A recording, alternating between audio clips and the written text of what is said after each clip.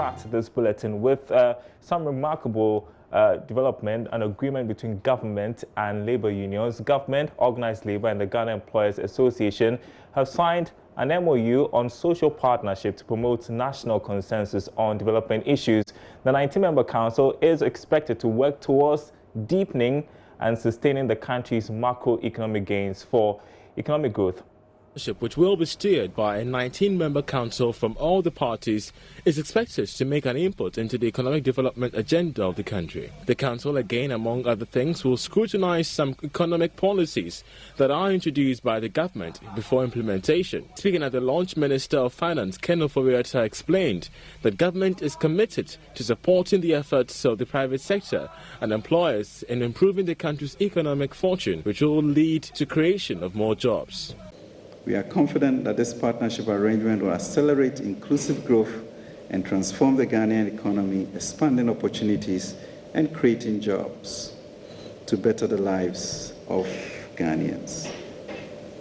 The history of social contracts, as you know, as articulated by Locke or Rousseau or Rawls, all lead invariably to the state protecting freedoms and the rights of the society as the society grows. The World Bank's twin vision of eliminating poverty and improving shared prosperity will guide us as we build a transformed society for all. Secretary General of the TUC, Dr. Yauba, has been speaking in an interview on the mandate of the council. We are very committed. I mean, there's no doubt about that. The objectives are clear, and that's what the Minister of Finance spelled out. The main thing is that it's going to create a platform for the social partners, employers, government, and labor to sit together to discuss issues about the way we run this country, especially our economy. There are other issues that are social in nature, like housing, like education. These are all coming on the table. The Minister has said that before they go out even with the budget, it has to come to the Social Partnership Council. This is very significant, and we are looking forward to it. The council will therefore be chaired by the Minister of Finance or his representative.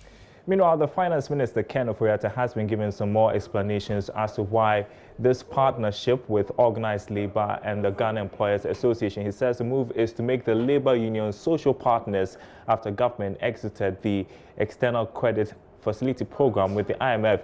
He also spoke about expectations of the council that is working towards sustaining economic growth.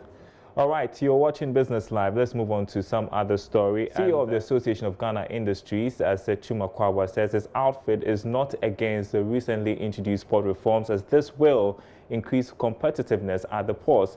Now, speaking on business, the business edition of PM Express, he said the only problem is with the blanket reduction in benchmark values. He believes different goods should have different values. He explains why. I think that we need to really think through very well, because if we're saying that we are applying 50% reduction on all goods, it's problematic, because if you even look at the CET have different tariff. And then CET meaning for the viewers and listeners, yes, please. The common external tariff, okay, which is applied by all ECOWAS countries, because we've come together as one block, and we're applying the same rates everywhere. The CET has different tariff bands. Why did they have that? They are taking into account certain industries within the sub-region that we have some local capacity to produce those products, and therefore they need to be protected a bit. There are those that we don't have local capacity at all, and therefore if you raise the tax so much, you are only making the products expensive in your market. So they took all this into account in having the tariff bands. Okay, so if that is the case, it means the spirit behind it is that where there is a possibility to encourage local production, go ahead and encourage it. Where there is a possibility to make things cheaper for your people, go ahead and do it. But when you have a flat percentage reduction, it means you are not taking this into account. And that's where we have a problem. Much as we import a lot, and it's also the reason why we should encourage local production, because if you continue to import, then you might as well say, forget about manufacturing. Okay? So if you reduce all these values by 50%, it is definitely going to make the imports much cheaper than local production. And the implication is that those who are producing, who are making the business of manufacturing in the country and are employing our people, they will all turn into trading. And if you all become traders, you can imagine the impact on our economy. Okay? Okay. Meanwhile, the president of the Ghana Union of Traders Association, Dr. Joseph Obeng, is calling for more consultations with government on this policy. According to him, abundance of goods imported cannot be acceptable as Ghana is able to produce some of the products. Importation should go side by side with manufacturing until we get there. Let's look at where we have the competitive edge. We are in a global village. Elsewhere, the raw material and the factors, localization of their industries and all that will enable a product to be cheaper. It does not necessarily mean that once Ghana wants to manufacture, we should manufacture that thing that is so cheaper elsewhere here. In that case, we will not go anywhere. So we will work hand in hand. They shouldn't always look at us. You see, the person, because when this announcement came, and what came up following it, and then the press conference that they did against importation, that's why people might seem that a bit... Okay.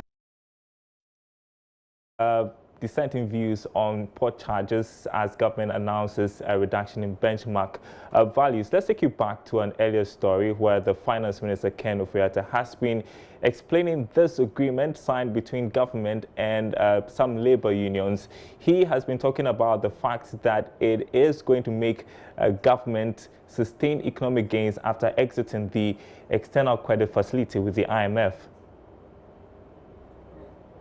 For the two of us, I mean, we've been in government some 7, 8 months and have had, you know, sort of environment that my colleague minister has created has led to quite a bit of peace in the labor front.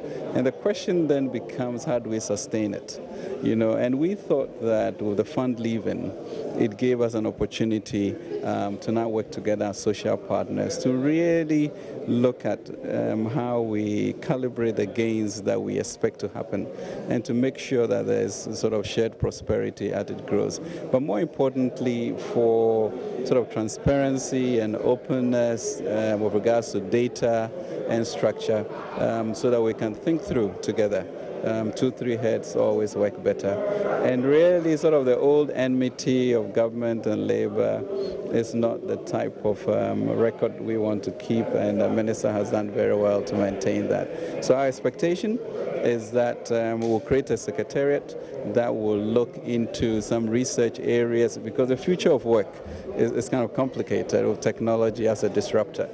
But we have to ensure that the appropriate skills are there, that people learn how to learn, so that they can change as things change, and be able to think through this whole concept of Ghana as a regional hub, and therefore the type of skill set that is needed. But that all sometimes creates some rupture. And therefore, if you are together understanding where the future is going, we expect that we'll have a much more stable and sustained, you know, sort of growth economic pattern. You said you're going to form an economic team, a committee made up of 19 people. You are going to chair that committee. How would it work? Well, labor and employers are yet to select their members, and the expectation is that, you know, we'll set an agenda.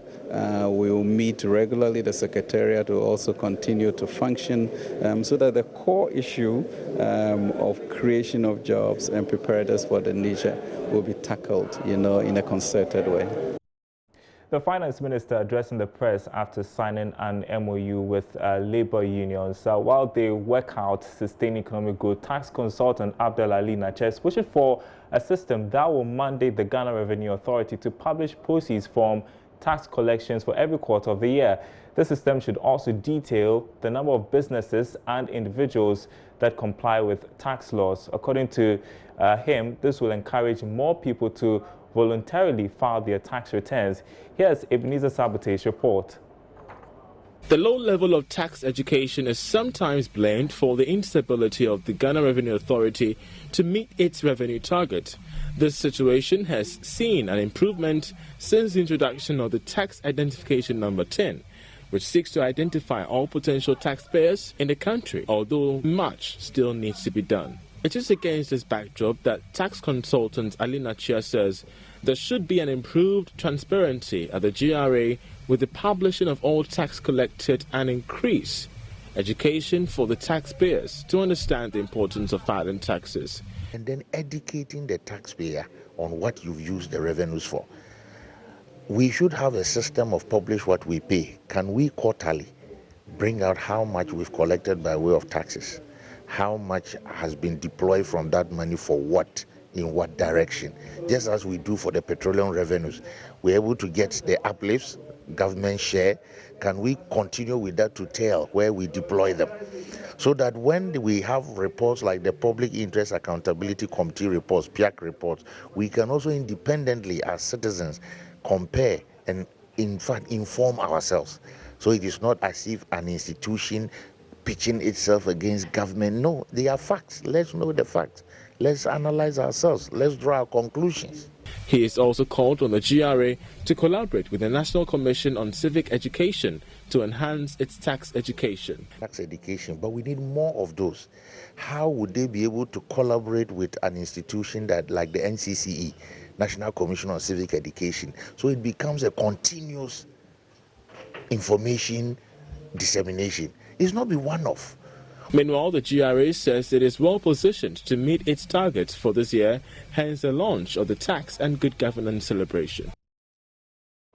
Now, head of petroleum unit at the Ministry of Finance, Dr. Joseph Asenso, is warning that calls by some civil society organizations for petroleum funds to be used in long-term investments will mean exposing the fund to higher risk, which could cause a major loss to the country whenever there is a shock. Now, there are suggestions that the country could get substantial revenue from the stabilization and heritage funds, which are being invested in short-term instruments on the international market, if government reviews its investment portfolio. According to Dr. Asenso, the laws regulating the use of the funds can be amended for that purpose, but the value could be reduced when there's a shock. Until we revise the law to allow for more risk, we will never get the kind of returns that we all hope for. So the Bank of Ghana more or less is restricted by the law, and that is why we keep talking about amending the law to allow for, let's say, the Heritage Fund to be invested into long-dated instruments so that we get more returns. There are risks to that because global stock prices can crash like they did in 2008, and you can lose value like the Norwegians did in 2008 when they lost 25% of their asset base. So you have to look at these two things, what happens to the Heritage Fund and the Stabilization Fund, knowing very well what your final objective is. Heritage is different from stabilization. Heritage is for intergenerational equity. Stabilization is for budget stabilization. And once you know the objectives of these two funds, you will know how to treat them by way of investment and then management. You're watching Business Live. We want to bring you some news from the agric sector. And board member of the Alliance for Green Revolution in Africa, Lionel Zinsu, has called for an increase in private sector investment in agriculture. Speaking to JoyNews on the sidelines of the launch of this year's Green Revolutions Forum, Mr. Zinsu says it is imperative for private investors to put in more money because agriculture holds a key to development in sub-Saharan Africa.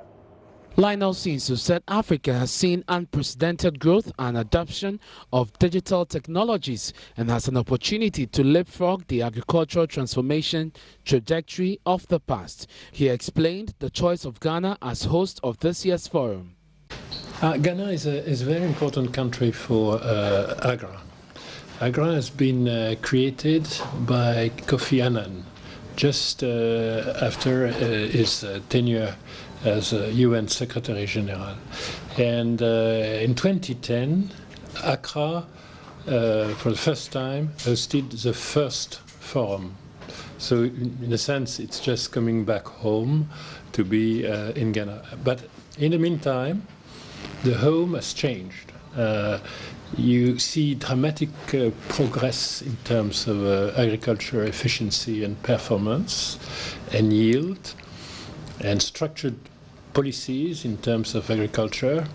So it's a perfect host country. In a sense, in Africa, sub-Saharan Africa, agriculture is so important that it is the key for youth employment, and it is the key for reducing poverty. If you want inclusive growth, you have to focus far more on agriculture. A few countries are emblematic of that. Ghana is one of them. So you have every reason to invite people to think about this priority in a country where the priority exists in kind, concretely. Mr. Sinso, who is also the former Prime Minister for Benin, noted private investment in agriculture must show up. So before the beginning of the years 2000, private sector was not in the nucleus, in the core of the public policies. So the governments have now to consider that small farmers are the private sector. Informal sector is a private sector which has to be respected, even if it's informal. Small and medium companies, more formal, are essential participants, but you need a coalition, you need an action together. And the foundations, some of the financial partners of development have to interact. But as of today, agriculture remains only 8% of the portfolio of our largest financial institution, which is the African Development Bank. 8%. In my country, Benin, credit to agriculture is 2% of total credit. In Ghana, it's a bit more than 4% of credit allocation. The problem is that agriculture is 25% of the GDP. In Ghana, like in Benin, and 50% of employment, but 2% or 4% of the credit. So we have to cause all the players to act differently and collectively, and to share the best practices.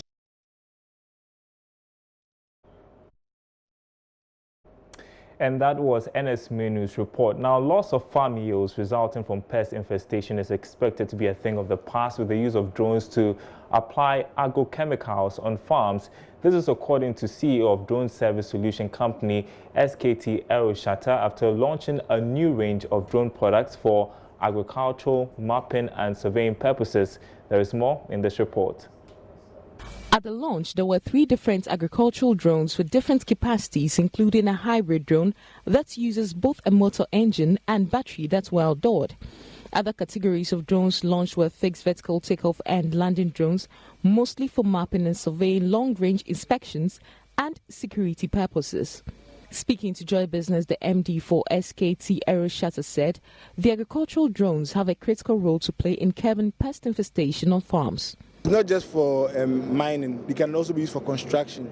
They can also be used for security, right? So they can actually touch different sectors of the economy, right? And even those same virtual drones can be used in agriculture for crop monitoring. What I spoke to you about, where maybe there's a problem at a particular site or there are deficiencies, you can use those drones to determine that as well. So we are more than likely to see that those instances where for example, a crop disease can break out and the whole farm is condemned. Those things won't happen because you will detect them earlier, and we'll save a lot of money, a lot of post-harvest losses. We can save all that because we are always on top of it.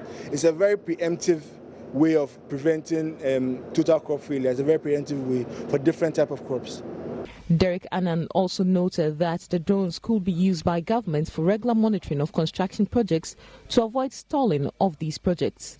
I'm concerned about the construction sector because, you know, there are a lot of projects that are hanging in the balance, right? And it's because apart from the lack of resources, which is a major factor for projects stalling, the next one is lack of monitoring. And so that's what I'm very passionate about, that we need to use drones to monitor projects. It's very, very important. Like the days of the minister moving from his house to always go and monitor projects is not effective. The days of people getting up, going to monitor projects, it doesn't work. You need an equipment that can give you a holistic view of how a project is going on a weekly or monthly basis. For Joy Business, Sheila Tamaklu reporting. Wow, interesting to see how technology can improve crop yield in the agri sector. That'll be all for Business Live tonight. Before we go, just to let you have an idea of what is trending on our website, myjoyonline.com/business. Aviation Ministry details why Kotoka International Airport is not for sale. You can read that story. We also have what is big on Joy Business. PDS blaming Gridco for Thursday's intermittent power outages. Of course, we've got the day's other stories on our website. That is joybusinessnews.com. My name is Darryl Carl. Thanks for watching and have a happy holiday.